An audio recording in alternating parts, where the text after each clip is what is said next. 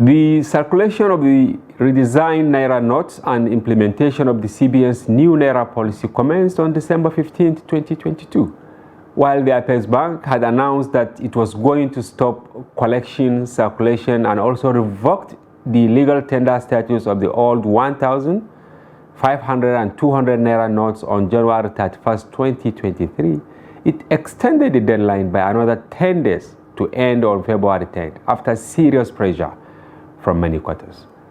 Fast forward down the timeline, Nigeria's economy, especially the informal sector, was grounded due to cash crunch, and it was amid the problem that the general elections was conducted. However, today, the CBN reversed its earlier decision, informing commercial banks to go and withdraw the mopped up all notes with a view to releasing them to the general public.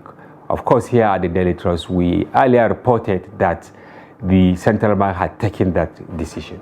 So tonight we ask, is Nigeria and Nigerians better off following the implementation of the new policy?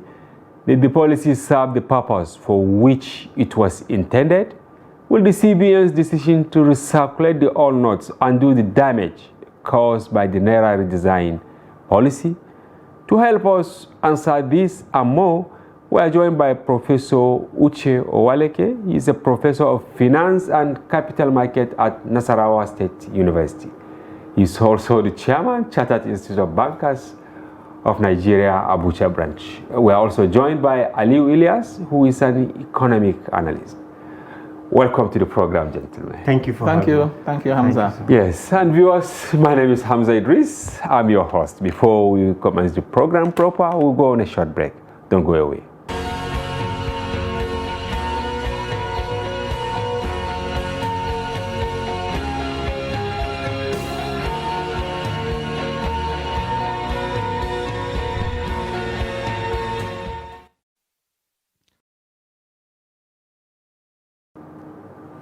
All right, welcome back. Yes, Prof, very difficult to isolate politics from economy. Oh, yes. Today at the appeal court, I want to have your take. They upheld the election of Governor Adeleke of Osun State. Is it a surprise, or maybe you anticipated something like that? Well, it didn't come to me as a surprise. I hadn't anticipated it. If you go by the outcome of the, the recent elections that, we had, especially at the one of the February 25th, 2025. Yeah, that's the presidential election. The presidential election. I think PDP won in Osun State. Yes. So it goes to show that... including the even State House of Assembly elections. Yes, we had... They made a fantastic outing. Oh, yes. So that goes to show that Osun State is possibly a PDP state. Meaning that the election they held, the off-season which brought Adeleke, maybe it was the voice of the people. Oh yes, that's what it points to now, clearly. Yes. Ilyas, you share the same sentiment? Trusting politician, I'm sure APC will also want to explore further to proceed to possibly Supreme Court to see what happens and to test the law itself on the issue of overvoting, because you agree with me that at the point of the tribunal, it was not the same compared to what happens at the appeal court. So I think they want to test and go for that, and that will strengthen democracy the more, I think.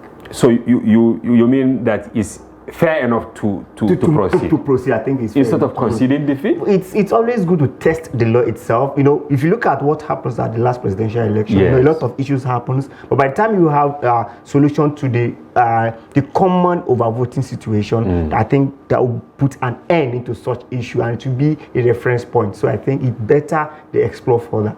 Okay, Prof. But the Court of Appeal has said, has ruled that there was no evidence of voting. Yeah. So in my view, I would, advise that, they should just allow the man to go and work. Yes, and then join hands with the government of the day. Maybe akin to what Governor Matawale of Zamfara did. He conceded defeat. Yes. The governor of Zamfara State, he conceded defeat to Dauda Dare of PDP just yesterday. Even at Lesotho, the incumbent governor also... oh yes, because these court cases amount to, well, in my view, distractions. You are not allowing the chief executive to focus on governance. But sometimes we also need to strengthen the democracy itself, and by testing those things also bring much Mr. more. Elias, I know we're over-testing the judiciary because the fact is maybe we should unbundle INEC. By so doing, maybe that will reduce that, because if the work of logistics is not within them, maybe they have to focus on a particular area. I think that will be better. All right. So we should maybe look at unbundling INEC itself. Okay, well, and you've seen even APGA, it was today after all the election that they resolved, leadership tussle and all that. It's like, of course, they say judiciary is the last hope of the common man, but it's like we are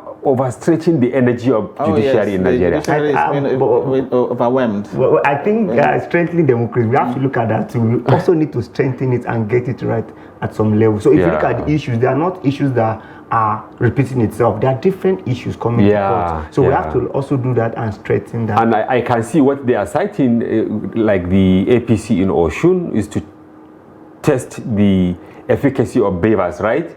How you now align what is uploaded and what the beaver said and all that. Maybe by the time they get to the Supreme Court, and we will have a precedence, then meaning that going forward we will not go back to that issue. Another issue is also coming up in our democracy now. People are now demanding that they want party agents to be at the server end of INEC, so that when we say there's overvoting, where does it come from? Because if party agents are at the end, at back end with the INEC itself, they can even see it. Yes. I know, like clearly that this is not overvoting. But now, for now, they don't have access to the back. Back it is end what and all that. They bring out that this. So sometimes they want to see that, and that's where we are going. If they can also allow that, and it should be clear, we need to go to court. It's clear to me that it's not overvoting.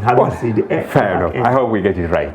Now back to the subject of the day, Prof. How did we get to where we are?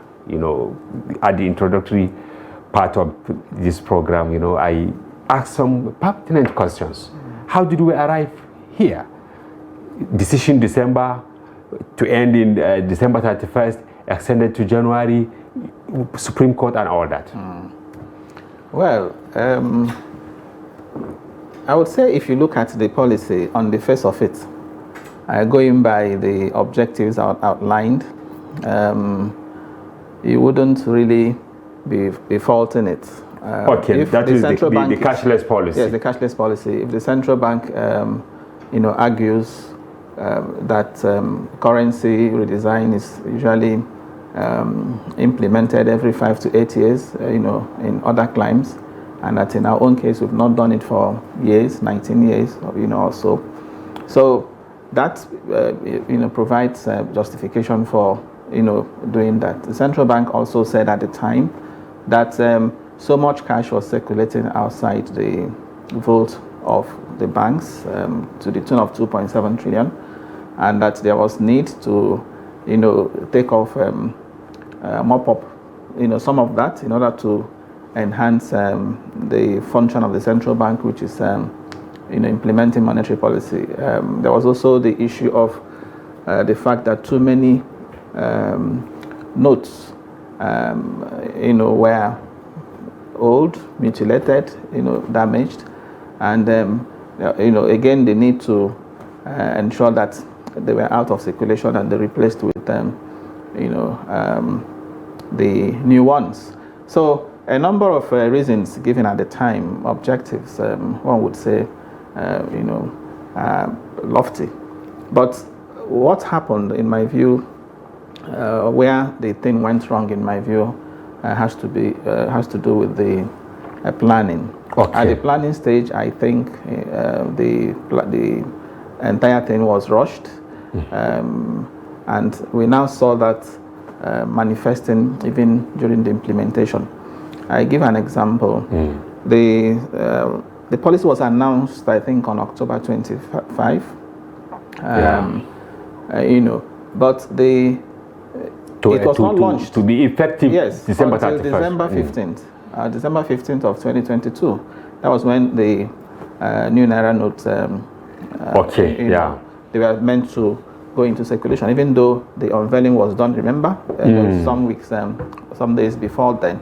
But in actual fact, the new notes didn't really get into circulation or get into the hands of people not until January in many cases, because I recall that the central bank's cash swap program, which was meant to take these new notes to rural communities, didn't commence until January 23rd. So it was too close to the deadline, initial deadline of January 31st, and that was what also necessitated the shift in the deadline. So in my view, a lot went wrong at the planning stage. Another example of what I think was not properly taken care of has to do with the volume of new NAIRA notes that was also printed. If you were taking out 2.7 trillion, if that was your target, and you chose to just print and issue, we had 300 billion or 400 billion. That was, of course, grossly inadequate, insufficient. And amid all that, the issue of also ensuring that even the much you have done, is well distributed, is not cornered by a few individuals. I don't think that aspect was also properly, handled. So when you have all this, that was why we had this issue of, serious cash crunch, serious cash scarcity. I also recall that about the first week of January, or second week of January, one could even see these new NAIRA notes. Yeah. But somehow, as time went on, by February, the whole thing dried up. You couldn't even because see they are not even longer even legal tender. So it's like they are store of value. Yes. I don't know. So people were just keep them for security. Exactly. And even when the central bank issued a cash withdrawal limit, initially they said 20,000. Yes, the banks were not having enough of this. They give people 3,000, 2,000. Yes. And ATMs were not, being loaded with the currency. So that was what created the real cash crunch, and we have seen the impact, the negative, adverse impact. Small businesses, groaning because of the fact that this is a cash-based economy. We are trying to transit from a cash-based to cashless. Just as somebody rightly argued, cashless doesn't mean that there will be no cash, but I will use less of cash. But that has to be, faced. I understand. Yes, we started it in 2012. That's when the cashless, started, and over time the central bank has been implementing it gradually.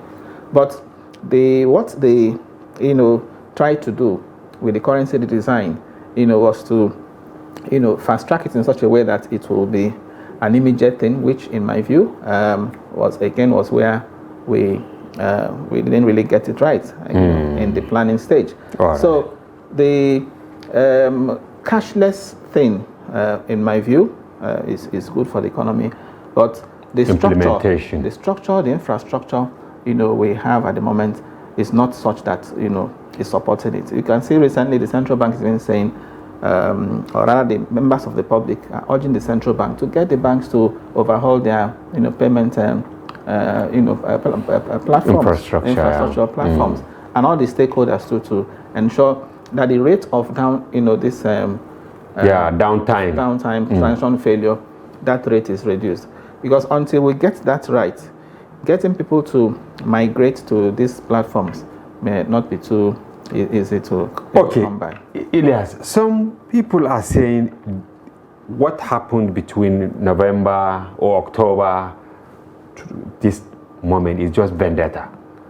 Because if a policy was initiated 2012, and all that time some people were just sleeping and all that, and then within a very short time you now load it over people without even clearly defining cashless economy and no cash economy. Do they really understand the difference between no cash economy and cashless economy? Well, the fact just remains that I will agree to an extent that it's more vendetta, because if you look at the conceptualization of the idea itself of redesigning of currency, it does not really take cognizance or take the stakeholders along at the conceptualization of the policy. Yeah. You recall that even the Minister of Finance came out and said, I don't know about this policy.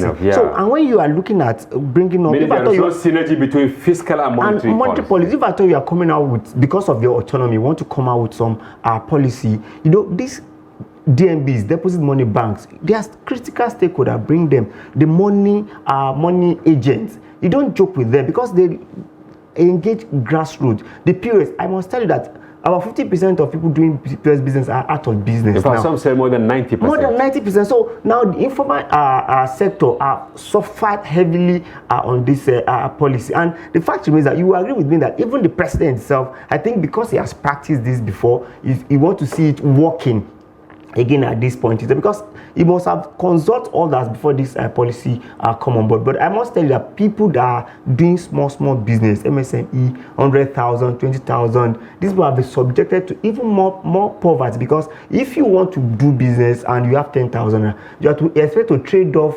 1,500 or 3,000 naira at a time to do such business. So definitely, by the time you do this business over time, the business will definitely die automatically. So if you look at all this, it has bring people, take people more into poverty as it is. And as of today, I still went to about 3 banks. If you need to see the way Nigerians are suffering to get their own money, and bank will condition you that you cannot collect more than 10,000, 5,000, and I don't want to even hold these banks to account, because it's not their issues.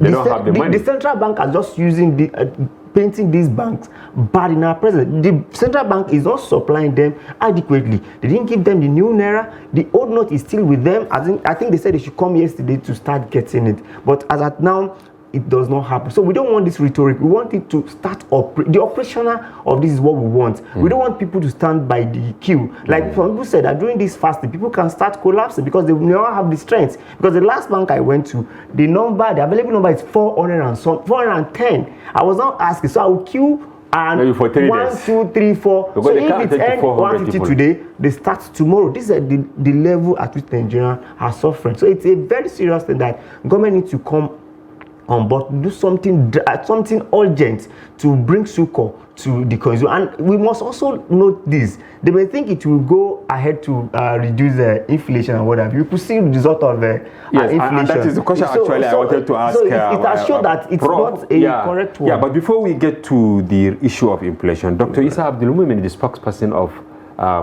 CBN, as I said during the introductory part of the conversation, that banks should now go get the all notes from CBN and then dispense them to the public. At the time, they said they have destroyed these notes. Now, who is deceiving who?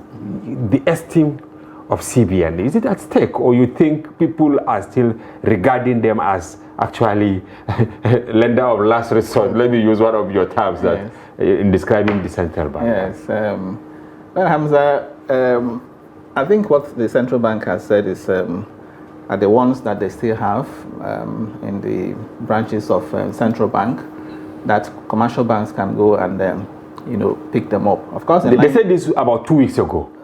Yes, and they don't even have it, because within 2 days the banking halls were 2 weeks ago. empty. I think was they could start collecting and receiving the old collect old notes and then dispense. So banks were simply dispensing what they already have in their vaults. But now those ones, they have run out of them. So the central bank is now saying, okay, you can now come and then collect what we have But they earlier said that they have destroyed them. The process of destroying Naira is not even as easy as the... Yes, it's possible that some, maybe the very mutilated, worn out ones. But why did they say that in the first place? Is it that to push the minds of Nigerians to give up? Are they manufacturing the one they are bringing now? No, that's what I'm saying. That it's possible that some of it, may have been destroyed. But they still have, stock that they can make available to commercial banks. But I want to agree with him that what we need now, is something urgent, to ensure that the pressure is, is eased, and to ensure that the old notes, okay, because it's obvious now that the new ones are not there. Because if they are available, the central bank wouldn't be asking banks to still go and collect the old notes. You remember there was a time there was this issue of capacity to the mint, when it arose, and they said yes, they have the capacity. But what's evident now is that the new notes are not there. So the old notes, would continue to be issued until they have the capacity to produce more new ones. So what is that urgent thing I'm recommending? Yes. I'm recommending that for this to, address speculation. the crunch, yeah. Yes, for the cash crunch to be addressed, the government should the central bank should work out an arrangement with the Minister of Finance, the Accountant General, to explore the possibility of paying civil servants their March salaries in cash. Okay, it could be a percentage of their salaries. Okay, you ask civil servants to now go and collect their salaries in cash. Okay, especially the junior civil servants. So that way you are ensuring that cash is entering the system, because as we speak, just as rightly mentioned, the banks are still witnessing very long queues, and to be able to sort that out very quickly, you have a one-off. This is a one-off arrangement. It's not as if subsequently you'll be paying cash, no. But for the purpose of this challenge, to be able to address it, arrange that for the month of March, as you're paying salaries, let this junior workers in particular, let them go and collect their salaries, okay, in cash. In cash. Yes. Okay. Yes. So like March salary, March salary. Some for March salary, places have started paying salary. So instead of saying we'll just send it to your account. Exactly, because they will still have to go and queue. They have to queue, Yes, so ATM. They should pay them in cash. Yes, arrange and then pay them in cash. One-off arrangement. That way, cash will enter the system quickly, very, very because quickly. many of them immediately they get out of the banking hall, they will go straight to market. Yes, to buy. Even the banks now, remember too that when you go to the bank, even when the cash limit, is still 20,000. I hear that gradually to be removed. But a lot of banks are not even paying the 20,000. But today is 10,000. Okay, Elias, is it a badly thought idea to even put limit in the first instance? And you started talking about inflation. Has it addressed inflation, this thing that they have done? Well, if you look at our inflation, it's not. If you look at the cost of inflation itself, it's not what they're actually addressing. Have we are producing? Have you fixed our foreign exchange? In fact, we even gained some level of balance in our foreign exchange. But looking at the increment in NPR again, it brings another challenge. NBS, in February, it rose from 21.91 to 21.91 from 21.82. Yeah, 21.91. The fact is that if I tell you this will show, it is not now. Perhaps that's not the major solution to the problem. The idea of NAIRA, the design of NAIRA, is that there should be availability of the new NAIRA. You have to justify that you are removing maybe 2.3 million out of the system, and you are bringing a trillion, and you are bringing 1 trillion. Not that you bring a patchy sum of 300 billion and you want it to balance. They claim they release 1 billion, but is it really true? Because under normal circumstances, if you mopped up 1 billion, 3 trillion, and you say you brought back 1 billion, I think people should feel it. But Nigerians, they don't have it. I want us to recall that even the CBN is not ready to allow the old NAIRA to be in circulation. It was the decision of Supreme Court that is bringing this to bear. So ideally, if Supreme Court did not intervene to this level, it simply means we will still be in the same level, crying for new cash that is not even there. So it is evidence that there is not enough new NAIRA notes. That's why they also agree that there should be, like he rightly said, I think that will bring in fact, that will bring solution directly. I believe the policymaker also listening. That will solve a lot of problems, because by going to bank will say you cannot collect more than 10,000. So perhaps a salary earner will earn 60,000 naira, needs to go there 6 times to queue over time. Remember, even imagine the power hour that is going to be lost. So I think that idea of it's very noble. I think they should look at that and adopt. Prof, don't you think that it is deliberate that they are just not releasing the money? They want to force Nigerians to go cashless, because people, what they are doing now, the little you have, you just pay transportation, buy Maggi, the basics. But anything above 2,000, you rather transfer and bear the brunt. Oh yes. Well, it's obvious the central bank is pushing the cashless thing, but again, I said somebody had argued. I think it's the former deputy governor of the central bank. Moghalu? Yes, yeah, they made a good argument. Yes. That cashless doesn't mean that you don't spend cash. Cashless means that over time, people are encouraged to migrate to the e-platforms. And that's, again, migrating to the e-platforms, having the incentive or the motivation to migrate will be a function of how the platforms are even performing. Yes. Okay. As I speak to you today, I have, a backlog of claims. At the bank? Yes. Me too. Yes. If I transferred money for Ramadan. Not be reversed. So, and it has taken quite some time. And the thought of going to the bank to queue to complain to. I attempted going today when I saw the traffic. I was at the customer care center at the particular bank, and people came with such claim. So they gave them form, and they told them that you will see this in 10 days. Oh, so my God, your money to come back in 10 days. The person now said it's 3 times. The person list all of them, and you get it in 10 days. So imagine the suffering that will come along waiting for such money. And perhaps so the question is, why so long? Is it that the banks are also not They also prepared? Have a lot of it to attend to. That's another thing. So we have infrastructure problem as well. And perhaps we have to clarify this. How many Nigerians still pay bills? Maybe AEDC bill with cash. How many Nigerians pay school fees with cash? You know, how many Nigerians pay cable network with cash? We are also already, in this system of cashless already. I just think maybe they want to achieve perhaps vendetta, as some people will say. That's why they are bringing up this policy, because it has to be gradual. And if you look at it globally, Nigeria is not.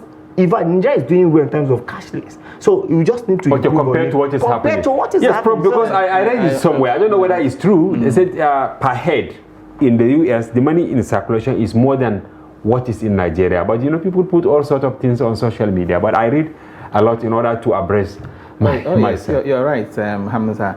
But I don't want to view it as vendetta. Okay.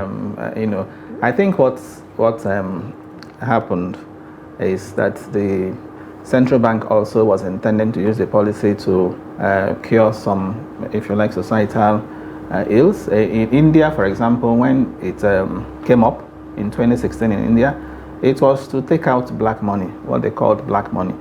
And I'm also sure that's what led to the approach that central bank took by not consulting widely. Because if you are trying to take out black money, from the system, and you embark on wide consultations, of course, the purpose may be defeated. Okay, so that's if you open up. Yes. So you have to take people by surprise. Even the minister should don't know about minister should not be aware of what is about to happen. That's not what I'm saying. What I'm saying is that if the idea, for example, is you want to address money laundering, illicit financial flows, for example, like this kidnapping, yes, ransom, and then again another one that is voter inducement. But have they achieved that, Prof? They actually achieved that, because I actually monitor election. I think they I will take your opinion separately. They achieve how that so much. Actually, I monitor election, and I'm to have some area of coverage. Before, if you go, you see people by the corner came with cash and say, when you vote, you join this person, get your own. It does not happen in the local government covered, because we try to look at that. So it's reduced. I think that's one of the achievements of let me hear you, because I have some observations. Okay, let me hear yours. With respect to the influence of money, in politics, I think to that extent too, you could say there was some achievement. I know about people that said they were promised they were asked to put down their account numbers and the money will be transferred to them later, but that never happened. It was because the politicians didn't have cash to give them, at the point of and it also reduced level of vote itself. If you look at people voting, it has reduced drastically. Because people are waiting to get something. If you don't give me, I don't vote. So I think that's actually affecting but I don't know. As a reporter, I think you also recall. I think everybody also agrees that in terms of ransom payment, we also witnessed reduction in the rate of kidnapping at least between January and now. I was sharing with you. Anyway, answering this last one, here we receive reports, Prof, that people are paying quietly because they want their loved ones back. These vicious terrorists, if they call, they say, okay, we are giving account, but we know even if we release your loved one, if they get to us, you see what will happen. And these people quietly are paying money into some of these accounts. Not this cash. Is for not cash. Yeah, not cash. Yes. Now for voter inducement. Right. Here, honestly, we cover the elections very well.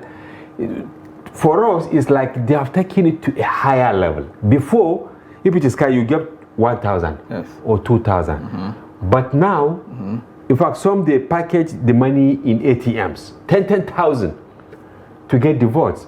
Some they monetize it. I mean, you mean when you say ATM, how? Yes, they have multiple ATM cards, like these gifts from banks that they do. Some gift cards. Yeah, gift cards. Some politicians now use hundreds of thousands of these to induce voters that it will not be traced, because gifts, December banks give that to people and all that. You just go to ATM and then you withdraw, or you go to bank or to POS. Some that gave one measure of rice now giving a whole bag of rice.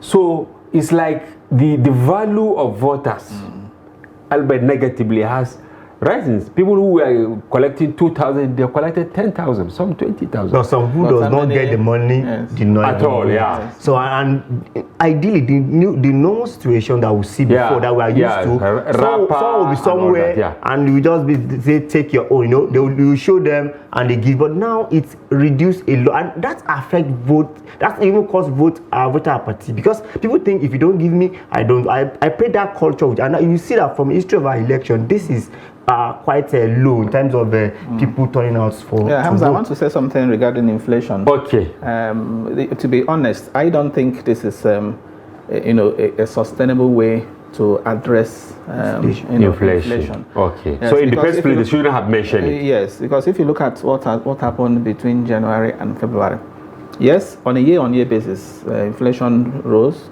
21.91 from 21.82. But on a month-on-month basis, if you look at that report, on a month-on-month basis, inflation actually fell by 0.16%. And it's something that one can relate to, because this period, a lot of people selling perishable items, have not had it easy.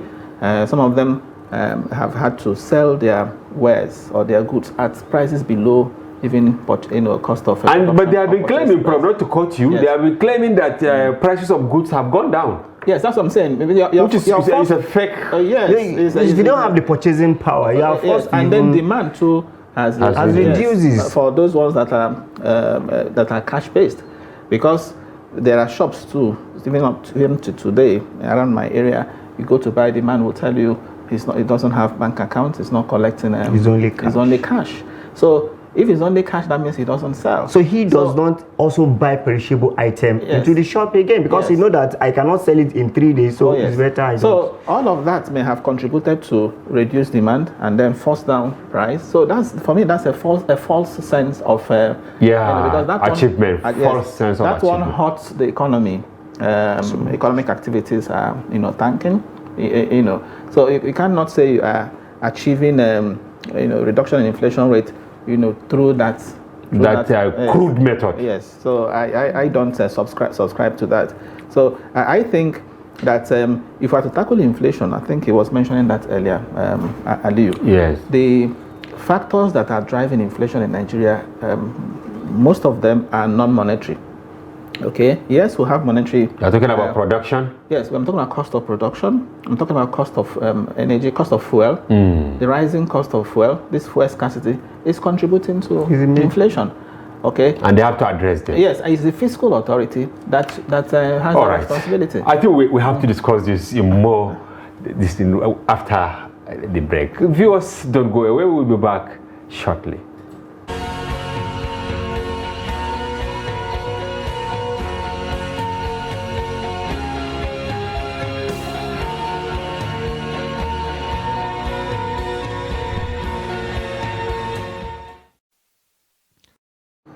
Welcome back. If you are just joining us, this is Daily Politics on Trust TV. Do well to follow the conversation across our social platforms on Facebook, YouTube Live, and then on Twitter.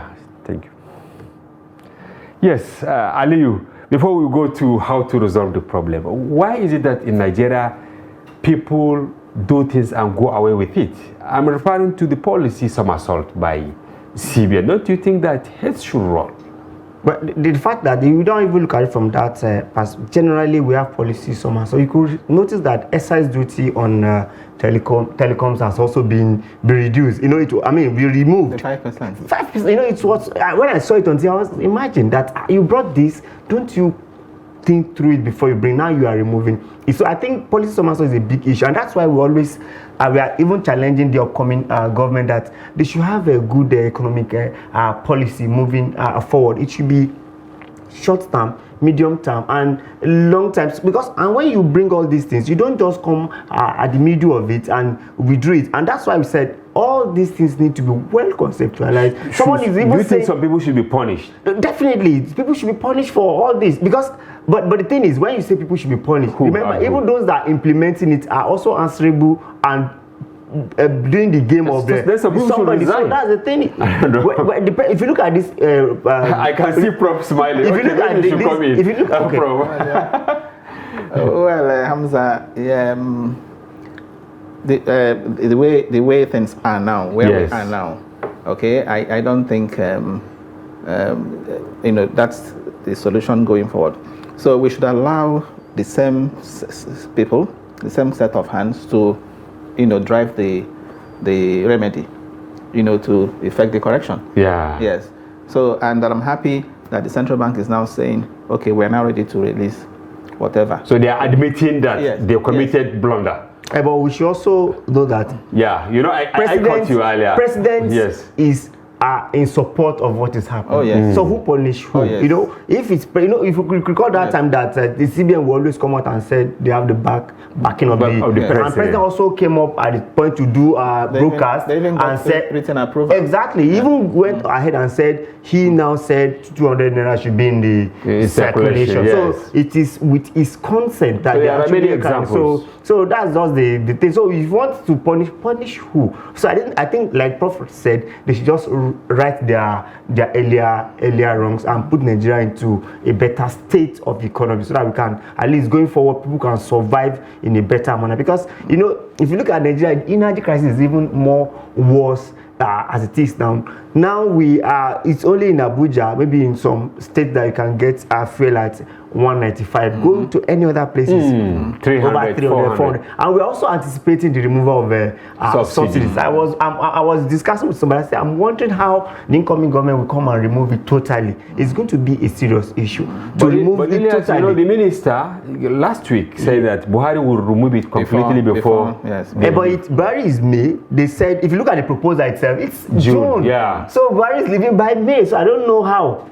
They said it to be removed in June. You go and check that very well. Yeah, so and last week. I think probably also saw that. And perhaps we want to see Port Harcourt refinery. I don't know if it is working now, because you have to give us something. Remember they proposed 5,000 naira for the poor if they remove the subsidy. And we also argue that it's not a good one because you should channel money into production, not giving individual. That will even increase the inflation more and it will cost more. Okay. More. So it should be structural and they should plan it. So I think we this is the time to learn lessons. Okay. Lessons have been learned. I'm sure the central bank has learned lessons. It's an opportunity. This window between now and December 31st for the old notes and the new ones to circulate side by side. It's an opportunity for them to now go back to the drawing board and see how they can further fine-tune this cashless. But does it mean that the whole plan has collapsed now? The directive that deposit banks should go and withdraw, they should share it to the people and all that. Are we going back to square one? No, I think what is happening now is that the implementation now is going to be more gradual. Okay. Yes, because from what I heard and what I've read, the cash withdrawal limit will eventually go, but over a period of time. So the central bank will now take time to implement that. So for me, what is important is that much of this cash, is out there circulating, so that small businesses, can, once again breed. But who will now compensate the millions of this administration? Yes. Claims that they have, created millions of people out of people. poverty. They have liberated them out of poverty. Yes. Now, how do we reconcile this? How many thousands of POS operators have gone? People with capital of 10,000, 20,000, that it's gone. So who will pay them now, Prof? Well, that's the issue. And SME, I think they are the backbone of our economy, right? Oh yes. Okay. That's why I said that the policy has had very huge adverse impact on businesses and even on the economy. I am pretty sure that by the time the GDP number for first quarter of 2023 is out, I'm sure it will come in much lower than what we saw in the fourth quarter of 2022. Partly as a result of this, policy. And look at what is happening, which is also why I didn't quite support what the stance of the MPC, the other day, by further hiking the NPR by 50 interest rate, right? Now, yes, to 18%.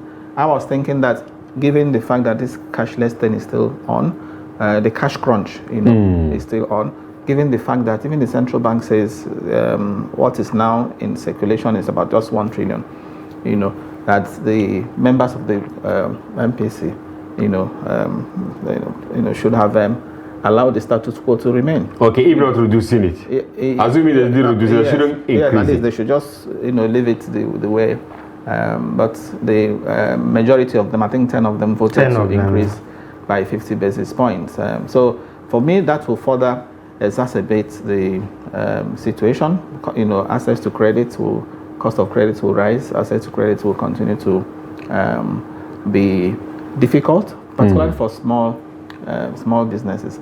But it's important that this idea of the cashless thing be implemented, gradually. In piecemeal. In piecemeal, and then ensure that the infrastructure that is needed to support it, is in place. Okay. That's especially for the commercial banks. Yes, that's what I mean. The network providers, so that we don't have this frequencies of network failure, and all that, because that is also what is discouraging the cashless thing or working against it.